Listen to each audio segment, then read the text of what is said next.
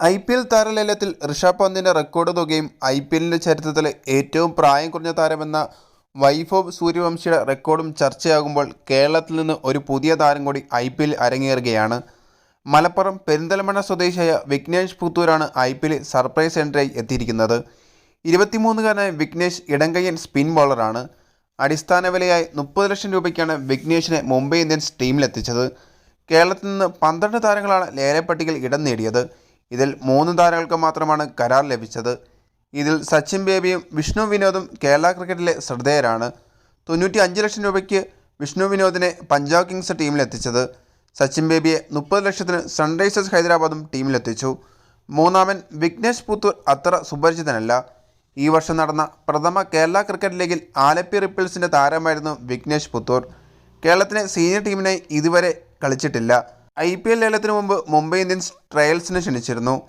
ട്രയൽസിലെ പ്രകടനം മികച്ചതായിരുന്നു. ഇതോടെ മുംബൈ ഇന്ത്യൻസ് താരത്തെ ഒപ്പം കൂട്ടി. അവസാനം നടന്ന ആക്സലറേറ്റർ ലേലത്തിലാണ് വിഘ്നേഷിൻ്റെ പേരുയർന്നത്.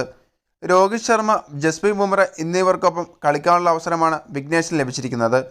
പെരിന്തൽമണ്ണ സ്വദേശിയായ വിഘ്നേഷ് പുത്തൂർ ഓട്ടോ ഡ്രൈവറായ സുനിൽ കുമാറിൻ്റെയും വീട്ടമ്മയായ KP ബിന്ദുവിൻ്റെയും മകനാണ്.